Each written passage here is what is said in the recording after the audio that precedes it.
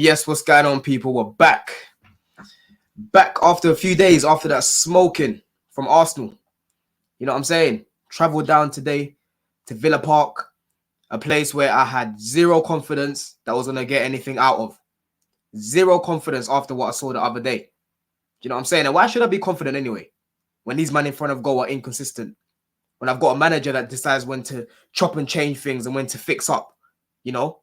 And the following week we'll decide to go and do something that doesn't work completely. Do you know what I'm saying? So listen, going into this game, I was not confident at all, man. I wasn't confident at all. But these lot surprised me today. I can't even lie. I feel weird walking away from this game today thinking, yo, we were the better team. We should have beaten these guys. Do you know what I'm saying? We've got a little bit more quality in front of goal. But it's weird feeling like that, man, because in the first half, I was not feeling like that. I was seeing the same problems, just keeping the ball for keeping the ball's sake. Keeping the ball for keeping the ball's sake. Do you know what I'm saying? I'm seeing the ball go into Madueke. Every time he's getting on the ball, there's no one around him that's moving around. I'm seeing Mudryk getting the ball on the left-hand side, and today he was grenade football. Do you know what I'm saying? I like Mudryk's raw attributes, but like I've said, I get frustrated just like everyone else. He's hot and cold. Sometimes it looks like he's been playing football for a minute. Other times it looks like he's never kicked a ball in his life.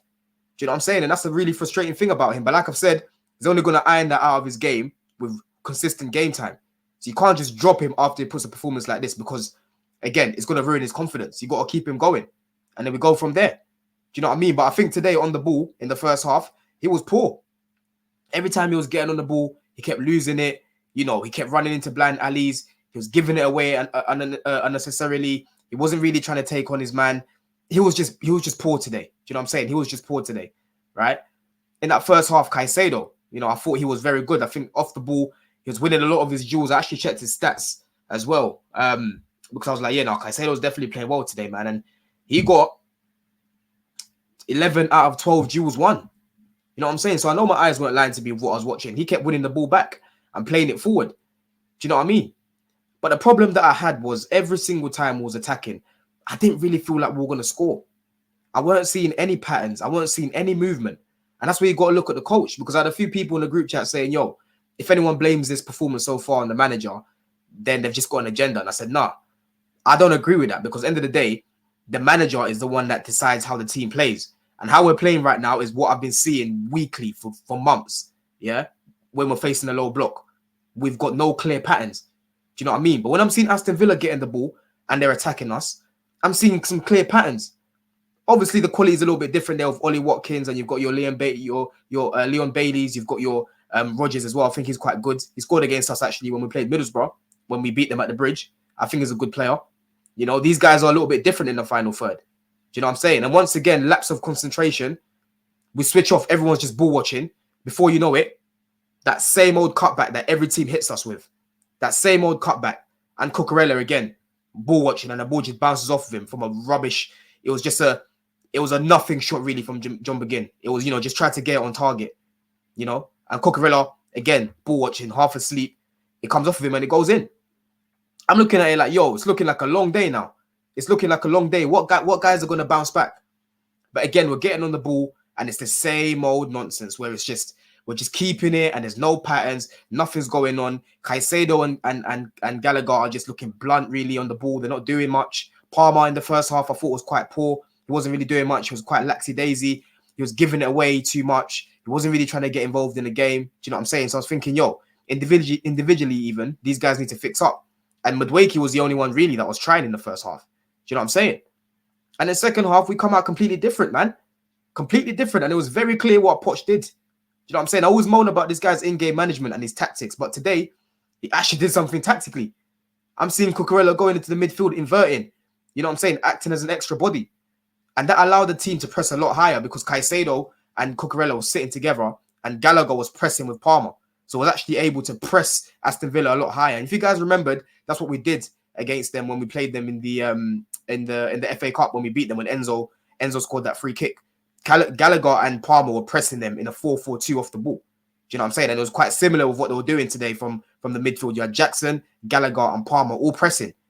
And that's the reason why Villa couldn't get out. They couldn't play like how they were playing in the first half. Now they were feeling a little bit like, whoa, we're on the ropes now because they've got more attackers attacking us. In the first half, there wasn't really that many attackers. It was Cole Palmer that was giving the ball to, and he was poor.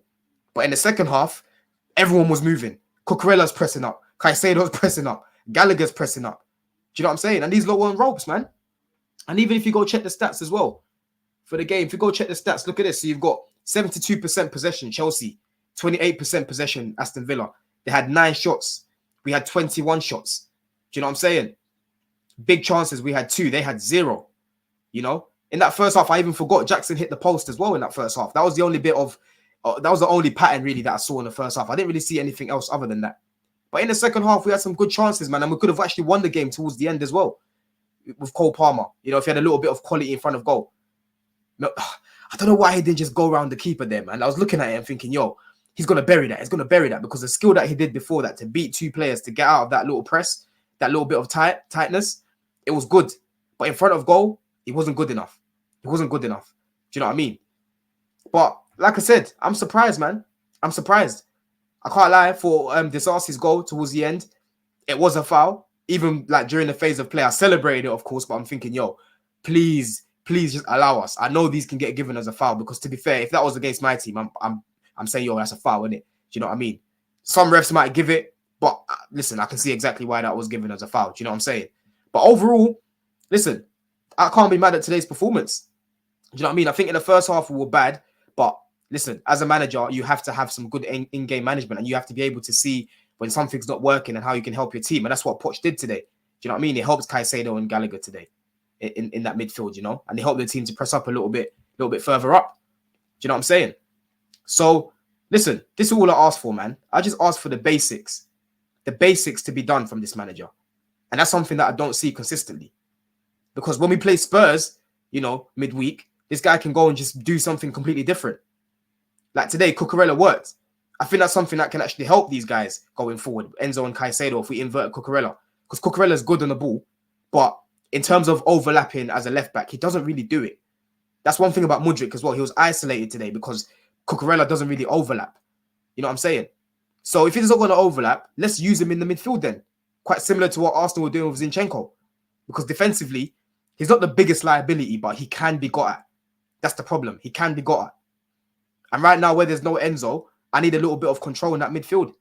Because Gallagher in certain parts today in that pivot, when he was getting the ball, you know, punched in at him, his touch was all over the place initially. Then when Aston Villa were backing off a little bit and he's got a bit more time, that's when it looks a little bit more comfortable. But if we don't have control in that midfield, more teams are going to target Gallagher and they're going to press him because they know he's not comfortable in the ball. But if we keep Cucurella in there, that should hopefully mean that we've got a little bit more control because we've got the extra body to help and we can counter press like what Poch likes, where we can press a little bit higher and score goals like that. Do you know what I'm saying? He's still got a goal at the end of the season. Still got a goal for me. I think this guy's just not good enough over a long period of time. Even now, talking about what we can do against Spurs to go and beat them, I'm just not confident that this manager will feel the same way about it. Do you know what I mean? But it's a weird feeling, man. It's a weird feeling, like I said, because I was not confident before this game at all. I predicted we'd lose 3-1. But I'm just a bit disappointed now, thinking, yo, we could have got all 3. Because Aston Villa, they're a good team, man. They're a good team. They're pushing for Europe right now. Do you know what I'm saying? I rate them. I rate their manager. I like their players. But today, they were actually overly cautious. They were overly cautious today. They didn't want to kill us. They didn't want to kill us. And I'm glad that the mentality today didn't drop for a change. It didn't drop. But this is annoying. This is just the annoying thing because I see certain parts of this team where I'm like, this is something we can build from. But I just haven't seen it enough. And that's my problem. And I don't think I will see it enough with this manager. And I just don't trust him with anyone else going forward, with new players, you know, with his decision-making. Like I said, sending out Santos on loan, keeping Leslie, keeping Caicedo. Caicedo came on again today. What the hell did he do today?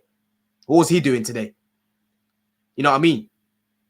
So if you've caused a problem, like I said, by sending Santos away. Now you've got Gallagher in a pivot because Enzo's injured. So I need to see Cucurella inverting a little bit more now. I need to see that more because that midfield is going to need help. It's going to need help. But we move on, man. We move on. On to the next one. But listen, people, let me know your thoughts as always. Smash up the likes and big yourself up, man. In a bit. Love.